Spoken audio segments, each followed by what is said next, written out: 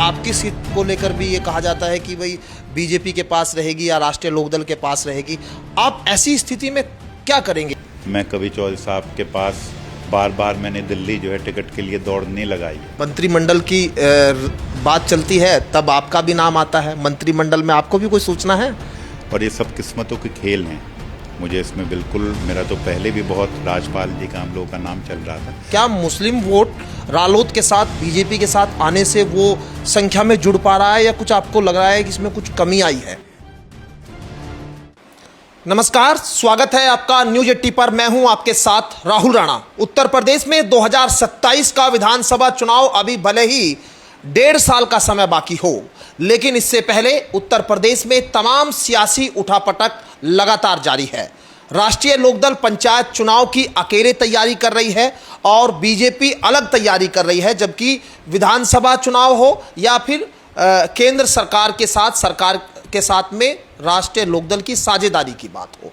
लेकिन अब पंचायत चुनाव जब अकेले लड़ रहे हैं तो उसका सीधे क्या मैसेज जाने वाला है? आज मेरे साथ तमाम मुद्दों पर बातचीत करने के लिए राष्ट्रीय लोकदल से अशरफ अली साहब है, विधायक है थाना भवन से। सर, आपका सबसे पहले स्वागत। धन्यवाद राहुल जी। और सवाल मेरा यही कि अब पंचायत चुनाव आप अकेले लड़ रहे हैं, क्यों? देखो, अभी जो है ये बैठ के कुछ तय नहीं हुआ है। जैसा भी जो भी तय होगा, पिछली बार ये हुआ था कि समर्थित उम्मीदवार थे और वो चौधरी साहब ने लड़ाए थे। तो जो भी पार्टी का फैसला होगा और उसी को हम फॉलो करेंगे, उसी को लेके आगे बढ़ेंगे। ऐलान घोषणा तो कर दी गई है ना आपकी तरफ से कि अलग चुनाव लड़ना है।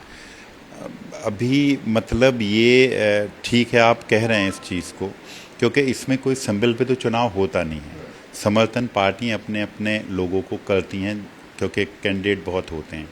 तो जो भी मतलब फैसला होगा, मुझे इतना पता है कि राष्ट्रीय लोकदल बहुत मजबूत है। शामली में हम सभी विधायक लोग, हमारे संगठन के लोग मजबूती के साथ पार्टी के को जो है आगे बढ़ाने का काम करते हैं। और चौधरी साहब भी जो है हमेशा शामली को लेकर गंभीर रहते हैं। और मुझे पूरी उम्मीद है कि हमारे जो कैंडिडेट लड़ेंगे वो अच्छी तादाद में, अच्छे मार्जिन से जीतेंगे, जो भी हमारे समर्थन से जो लड़ेंगे। और ऐसी मैं उम्मीद करता हूँ। अब 2027 का चुनाव है, ये कयासबाजी लगने लगी कि किसको टिकट मिलेगा, किसका टिकट कटेगा। आप भी कुछ अपने कुछ गुणा भाग कर रहे हैं अपने लिए? देखिए, मैं ये कह रहा हूँ कि चौधरी साहब का जो फैसला होगा, जो पार्टी का फैसला होगा, वो मान्य होगा। उन्होंने हमें 2012 में लड़ाया, 2022 में लड़ाया। मैं कवि चौधरी साहब के पास बार बार मैंने दिल्ली जो है टिकट के लिए दौड़ नहीं लगाई है। चौधरी साहब सब समझते हैं और हमारा तो पुराना ताल्लुक़ है। मेरे ताऊ जी चौधरी चरण सिंह जी के सामने, उनके साथ, उनके मार्गदर्शन में उन्होंने जो है राजनीति की है। और हमारे पे इतना बड़ा एहसान है इस परिवार का। मेरे ताऊ जी को राज्यसभा में भेजा, 2 बार लोकसभा में गए, विधानसभा लड़े।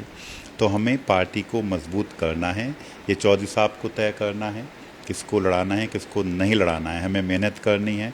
हम दिन भर मेहनत करते हैं, सुबह से शाम तक अपने लोगों में रहते हैं, जनता में रहते हैं, उनकी समस्याओं का निदान कराने का, उनको दूर कराने का काम करते हैं और मजबूती के साथ लगे हुए हैं। पिछली बार भी अलायंस में आपने देखा था, 2022 में हमारा समाजवादी से अलायंस था, 3 सीटें आई थीं। इस बार भी 3 सीटें, मैं इतना बता रहा हूँ कि हमारे जो है एनडीए अलायंस के यहाँ से आएंगी। ऐसी चर्चाएं मैं पब्लिक के बीच जाता हूं तो सुनने को मिलती है कि राष्ट्रीय लोकदल को इस बार वो सीटें जो सपा के साथ थी, इतनी सीटें शायद नहीं मिल रही, बल्कि आपकी सीट पर भी सीधे सीधे सुरेश राणा जी बीजेपी से मंत्री रहे, विधायक रहे। आपकी सीट को लेकर भी ये कहा जाता है कि भाई बीजेपी के पास रहेगी या राष्ट्रीय लोकदल के पास रहेगी। आप ऐसी स्थिति में क्या करेंगे? आपने ये भी तो कुछ सोचा होगा। मैं अपने नेता के, अपने पार्टी के साथ रहूँगा। मैंने आपको कहा, मैं अपने नेता, अपनी पार्टी के साथ रहूँगा। उनका जो फैसला होगा वो हमें मंजूर होगा। मंत्रिमंडल की बात चलती है तब आपका भी नाम आता है। मंत्रिमंडल में आपको भी कोई सूचना है? आपको भी कुछ बनाया जा रहा है मंत्रिमंडल में? आपको भी कहीं जगह है? मुझे कोई ऐसी सूचना नहीं है। और जो हमारे, मैंने आपको पहले कहा, जो हमारे नेता माननीय जयंत चौधरी जी का फैसला होगा वो हमें मान्य होगा। और अभी मंत्रिमंडल की चर्चाएं चल रही हैं। जिसको वो चाहेंगे, जो पार्टी चाहेगी, जो एक हमारा समीकरण बनेगा, जिसको बनाना जो चौधरी साहब चाहते होंगे, क्योंकि देखें ये बहुत बड़ी बात है और मुझे खुशी है इस बात की कि उन्होंने एक मंत्रिमंडल में स्थान मिला, उन्होंने एससी समाज के जो है अनिल कुमार जी को मंत्रिमंडल में लिया है। तो अब जिसको भी चौधरी साहब चाहते हैं, देखो ये सब कुछ आदमी पार्टीज़ को देखना पड़ता है, सब देखभाल के, सब सोच समझ के ये फैसले लिए जाते हैं और ये सब किस्मतों के खेल हैं। मुझे इसमें बिल्कुल, मेरा तो पहले भी बहुत राजपाल जी का हम लोगों का नाम चल रहा था, मगर माननीय जयंत चौधरी का जो फैसला था, हमें बड़ी खुशी है कि उन्होंने उनको बनाया और आगे भी जो फैसला वो लेंगे वो बिल्कुल हम खुशी के साथ उसको स्वीकार करेंगे।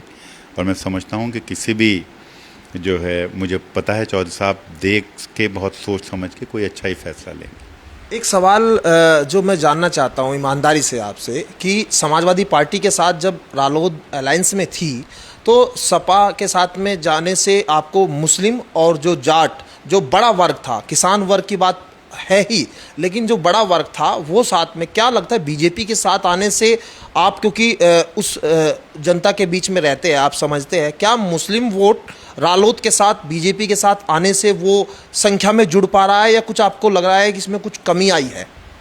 देखिए, मैं आपको बता रहा हूँ, हर अलायंस का अलग अलग वो होता है। उस समाजवादी के अलायंस में चुनाव हुआ था, उसमें लड़े थे, ये सही बात है कि मतलब उस वक्त हमें ज़्यादा वोट मिला था, मगर अब भी आपने देखा चौधरी साहब कभी कोई ऐसी राजनीति नहीं करते। मैं समझता हूँ कि आज भी राष्ट्रीय लोकदल के लिए, चौधरी साहब के लिए मुसलमानों के दिमाग में पूरा पूरा सम्मान है और मुझे पूरी उम्मीद है कि इस अलायंस में भी हमें जिस तरीके से पहले जो है वोट मिला था, सर समाज का वोट मिला था, मैं समझता हूँ कि उस वक्त जब हम लड़े, हमें किसानों का, मुस्लिमों का, अति पिछड़ों का, दलितों का, जब भी हमें सब वोट मिला था और 1,03,000 वोट हम पाए थे।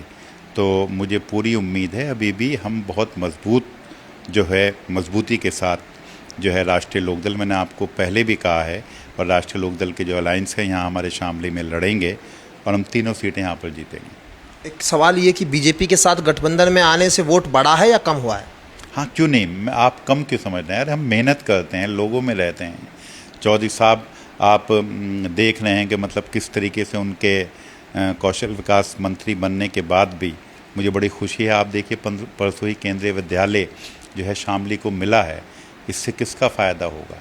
हमारे ज़िले की जनता का फ़ायदा होगा, जो ज़िले के बच्चे हैं, जिनको मतलब एक केंद्रीय विद्यालय में उनको पढ़ने का मौका मिलेगा। आप सोचिए उनका कितना अच्छा भविष्य संवरेगा। अब हमें ये चीज़ें नहीं देखनी है कि क्या हिंदू, मुसलमान और इस तरह की राजनीति नहीं करनी चाहिए।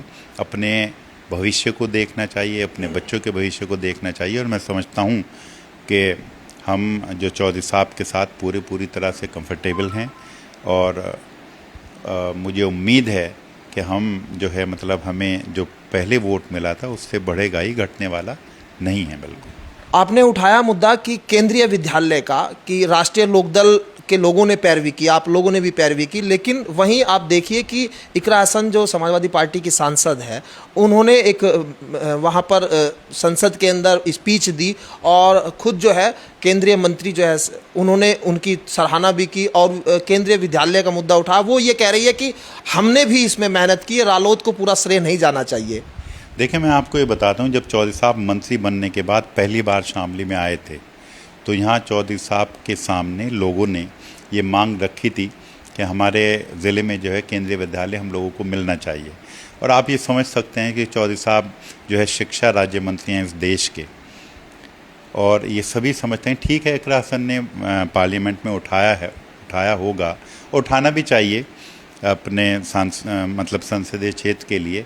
मगर आप ये खूब अच्छी तरीके से समझते होंगे कि चौधरी साहब की बिना पैरोकारी के, बिना कोशिश किए, और प्रसन्न चौधरी जी ने भी लेटर लिखा था, हम लोग भी हमेशा प्रयास में, सभी जनप्रतिनिधि और पार्टी के लोग रहते थे, जब भी चौधरी साहब के पास जाते थे तो चौधरी साहब इस पे बड़ा गंभीरता से विचार करते थे। और मेरा ये मानना है कि देखें, प्रयास जो है राष्ट्रीय लोकदल का और ख़ास तौर से चौधरी साहब का रहा है, नहीं तो 14 साल हमारा ज़िला बने हुए हो गए हैं। उस वक्त बसपा की सरकार थी, बसपा के साथ बाद में जो है समाजवादी की सरकार यहाँ पे रही है, और समाजवादी के बाद में जो है 2017 से जो है हमारी ये एनडीए की सरकार चल रही है, मगर केंद्र में जब चौधरी साहब मंत्री बने तभी मतलब हमें जो है केंद्रीय विद्यालय मिला है। तो आप ये समझ सकते हैं कि किसकी कोशिश से और किसका सबसे बड़ा योगदान रहा होगा, ये कोई कहने वाली बात नहीं है। हमें बड़ी खुशी है कि हमारे नेता की मेहनत से, माननीय जयंत चौधरी जी की कोशिश से, और हमें जब ही लगा था जब वो शिक्षा राज्य मंत्री बने थे कि हमारे शामली को कुछ बड़ा मिलेगा, और अभी भी वो बहुत कोशिश में रहते हैं। हमें भी विधायकों को कहते हैं केंद्रीय विद्यालय तो मिला ही है, और भी जो हमारे इंटर कॉलेज और वो हैं वो हमें बताते हैं कि इसके लिए आप, जैसे अल्पसंख्यकों के लिए भी अभी उन्होंने मुझे भी कहा है कि तुम जो है अपने मतलब आप वहाँ पे जगह की तलाश करो और डीएम से मिलो, उनसे बात करो। ये प्रस्ताव जाने हैं कि शामली में इस तरह के भी जो है इंटर कॉलेज जो है अल्पसंख्यक समाज के लिए, अल्पसंख्यक लोगों के लिए भी यहाँ मिलें, तो उनका शिक्षा के क्षेत्र में भी पूरा जैसे जो पूरा योगदान रहता है। और मेरा ये मानना है कि सबसे बड़ी कोशिश, सबसे बड़ा योगदान चौधरी साहब का रहा, जिस वजह से हमें केंद्रीय विद्यालय मिल पाया। एक सवाल, अखिलेश यादव जी कहते हैं कि पीडीए के सामने जो सरकार के लोग हैं वो डरे हुए हैं। अब बुलडोजर की बात होती है, संभल की घटना हुई और तमाम जो मुद्दे चल रहे हैं प्रदेश में, आपको लगता है कि विपक्ष कहीं टिक रहा है? देखें, मैं आपको ये बताता हूँ कि आप देखिए 2022 में कैसा लगता था। 2022 में आपने देखा होगा, और अभी भी वो पीडीए करते हैं। पीडीए को आपने देखा, पीडीए के उत्थान के लिए तो कुछ करते नहीं।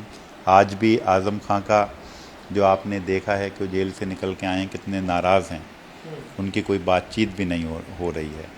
समझ गए नहीं, वो अपने लोगों के लिए खड़े होते नहीं हैं। पीडीए का आज उन्होंने जितना शोर मचाया हुआ है, हम क्योंकि क्षेत्र में घूमते हैं, डेली 8 से 10 गांव में हम जाते हैं, हमें तो कहीं पीडीए नज़र नहीं आता। हमें इतना पता है कि हमारे जो वेस्टर्न यूपी में जो है चौधरी साहब की वजह से, माननीय जयंत चौधरी साहब की वजह से, हमारे राष्ट्रीय लोकदल की वजह से एनडीए बहुत मजबूत है और बड़ी कामयाबी यहाँ से होगी। 27 में बढ़ेंगे। बिल्कुल। शुक्रिया बातचीत करने के लिए। और अशरफ अली साहब साफ तौर पर 27 की तैयारी बता रहे हैं, पंचायत चुनाव में कैसे रहेगा वो साफ तौर पर बता रहे हैं, और जो विकास के कार्य है पश्चिम उत्तर प्रदेश में खासकर किस तरह से राष्ट्रीय लोकदल उन पर काम कर रही है। लेकिन केंद्रीय विद्यालय को लेकर इकरा हसन जिस तरह से कह रही है कि वो उनकी मेहनत भी थी, लेकिन राष्ट्रीय लोकदल अपनी पैरोकारी कर रही थी अब इस पूरे मामले में। लेकिन ये तो है कि जिले को एक अच्छी सौगात जरूर मिली है। मेरे सहयोगी गौरव राठी के साथ मैं राहुल राणा, न्यूज़ 18 शामली।